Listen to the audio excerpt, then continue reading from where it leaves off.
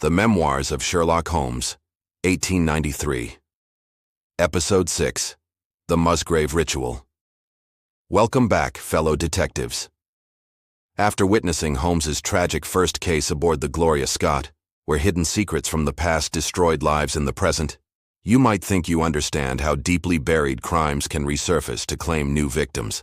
But today's mystery takes us into an even more shadowy realm, where ancient family traditions conceal treasures worth kingdoms, and where a centuries-old puzzle becomes the key to solving modern murders. Have you ever encountered a riddle so old that its original meaning has been forgotten, yet so important that people are willing to kill to solve it? Prepare yourself for one of Holmes's most intellectually challenging cases, where medieval poetry holds the secret to Tudor treasure, and where the past and present collide in the most deadly fashion.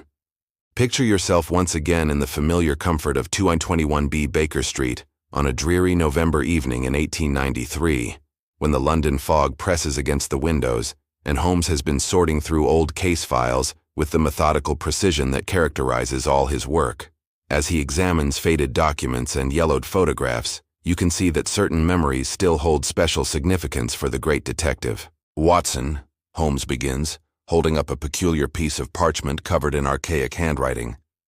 "This document represents one of my most intellectually satisfying investigations, a case where centuries-old family traditions, medieval riddles, and modern crime intersected in the most fascinating manner imaginable." Watson looks up from his evening paper with immediate curiosity. "That appears to be some kind of ancient manuscript, Holmes. How did such a historical document become evidence in a criminal investigation?" But Holmes's expression suggests that this particular case involved far more than simple historical research. Think about this situation, detective. What kind of modern crime could be connected to a medieval document? How might ancient family traditions become the motive for contemporary murder? And what secrets could be hidden in old riddles that would make them worth killing for in the Victorian era? Holmes settles the parchment carefully on the table between you. This is the Musgrave Ritual, a centuries-old family ceremony that has been performed by each generation of the Musgrave family for over 400 years. What makes it remarkable is not its antiquity, but the fact that no living Musgrave has ever understood what the ritual actually means, or why their ancestors considered it so important. The case came to my attention through my old university acquaintance Reginald Musgrave, who inherited the family estate in West Sussex, along with all its traditions, responsibilities, and apparently its mysteries, Holmes explains. Reginald was a methodical, scholarly man who took pride in maintaining his family's ancient customs, even when he couldn't comprehend their significance. Watson leans forward with growing interest. "A ritual performed for 4 centuries without anyone understanding its purpose? That suggests some kind of coded message or hidden meaning that was lost over time. What prompted Mr. Musgrave to consult you about this family tradition?" The answer reveals how ancient mysteries can suddenly become modern dangers. The crisis began when Musgrave's butler, Richard Brunton, disappeared under mysterious circumstances, Holmes continues. Brunton had been in the family's service for 20 years and was trusted with access to all areas of the estate, including the library, where the family's historical documents were kept. But recently, his behavior had become increasingly secretive and suspicious. The plot thickens as Holmes describes the butler's strange activities. Musgrave discovered that Brunton had been spending hours alone in the library, studying old family records and making detailed notes about the estate's history and geography. Most significantly, he had become obsessed with the Musgrave Ritual, copying it multiple times and asking seemingly innocent questions about family traditions and property boundaries. Think about this behavior, detective. Why would a servant suddenly become interested in his employer's ancient family history? What could a butler hope to gain from studying centuries-old documents, and how might that knowledge have led to his mysterious disappearance? Musgrave confronted Brunton about his unauthorized research and dismissed him from service, Holmes explains. But when the time came for the butler to leave the estate, he had vanished completely. His room was empty, his belongings were gone, but there was no sign of how he had left the property or where he might have gone. The mystery deepens with another disappearance. Rachel Howells, the second housemaid, also vanished on the same night as Brunton. She had been romantically involved with the butler, though their relationship had recently become troubled and tempestuous. Musgrave assumed they had eloped together, but certain details suggested a more sinister explanation. Watson's medical training makes him focus on the physical evidence. What details convinced Mr. Musgrave that this wasn't a simple case of eloping servants' Holmes? Were there signs of violence or struggle that suggested foul play rather than romantic escape? The answer reveals clues that transform a domestic drama into something far more dangerous. Rachel Howells was found 3 days later, wandering the moors in a state of complete mental collapse, Holmes reveals grimly. She was incoherent, terrified, and kept repeating fragments of the Musgrave Ritual mixed with hysterical ravings about murder and treasure. When she finally regained some measure of sanity, she claimed to remember nothing about what had happened to Brunton or how she had ended up alone on the moorland. Holmes's investigation began with the obvious starting point. I examined the library where Brunton had conducted his research, looking for clues about what specific information had captured his attention. What I discovered was that he had focused entirely on documents related to the English Civil War period and the execution of King Charles I in 1649. The historical context becomes crucial to understanding the mystery. The Musgrave family had been staunch royalists during the Civil War, and their estate had served as a safe house for Charles III's supporters, fleeing from parliamentary forces. This suggested that Brunton had uncovered some connection between the family ritual and events from that turbulent period in English history. Think about these historical connections, detective. What kind of treasure might royalist families have hidden during the Civil War? How could a family ritual preserve the location of something valuable enough to motivate murder centuries later? And what clues might be embedded in seemingly innocent ceremonial words? Holmes produces the ritual document and reads the ancient verses. The Musgrave Ritual is written as a series of questions and responses, like a catechism or ceremonial dialogue. But when I analyzed the specific wording and geographical references, I realized that it wasn't just a religious or ceremonial text. It was an elaborate treasure map disguised as a family tradition.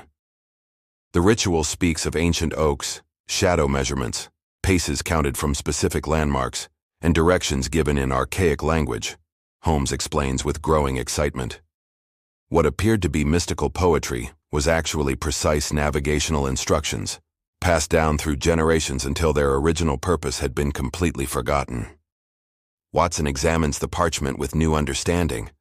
So Brunton realized that this family ceremony was actually directions to some kind of hidden treasure. That would certainly explain his secretive research and his sudden disappearance. But what treasure could be valuable enough to justify such elaborate concealment? The answer connects the mystery to one of English history's greatest losses. Holmes's deduction reveals the stunning truth. During the chaos of the Civil War, when King Charles I was facing execution and the monarchy itself was in mortal danger, loyal supporters hid the ancient crown of England somewhere safe, intending to preserve it for the eventual restoration of the royal line. The Musgrave Ritual is a coded map leading to that crown's hiding place. The investigation leads Holmes and Musgrave to follow the ritual's directions across the estate. We began at the ancient oak mentioned in the verses, measured shadows at the specified time of day, counted paces in the directions indicated by the archaic compass points, and gradually worked our way toward the location where centuries of tradition had preserved the crown's secret resting place. The trail leads to the estate's oldest building.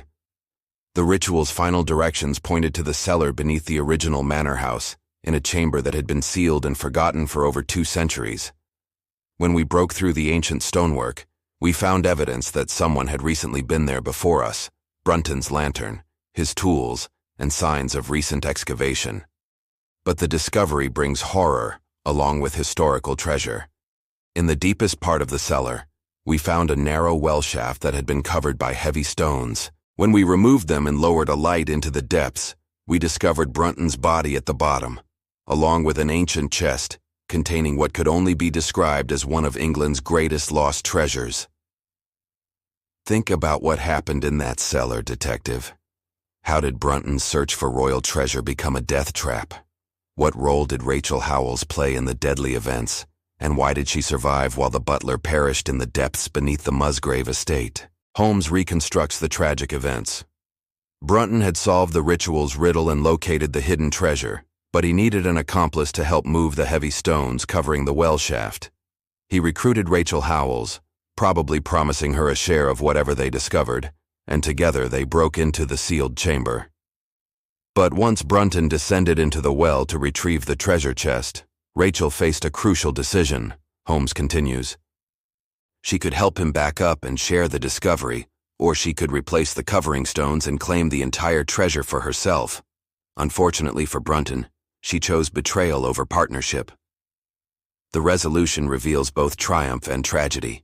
Rachel left Brunton to die in the well shaft and attempted to escape with the treasure chest, but its weight and her own psychological breakdown from committing murder made successful flight impossible. She abandoned the treasure and fled onto the moors where exposure and guilt drove her to the edge of madness. Watson shakes his head at the irony.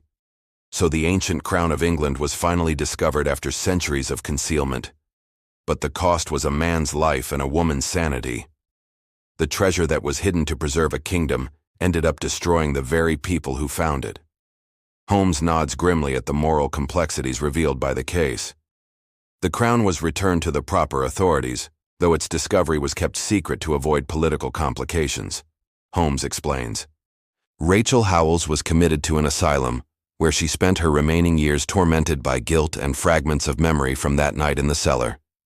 The Musgrave family finally learned the true meaning of their ancient ritual, but the knowledge came at a terrible price. The case demonstrates Holmes's ability to combine historical research with criminal investigation. This mystery required not just deductive reasoning, but knowledge of English history, medieval poetry, and the ability to think like both a 17th century royalist hiding treasure and a 19th century criminal seeking to steal it. The technical aspects of solving the ritual also showcase Holmes's diverse skills.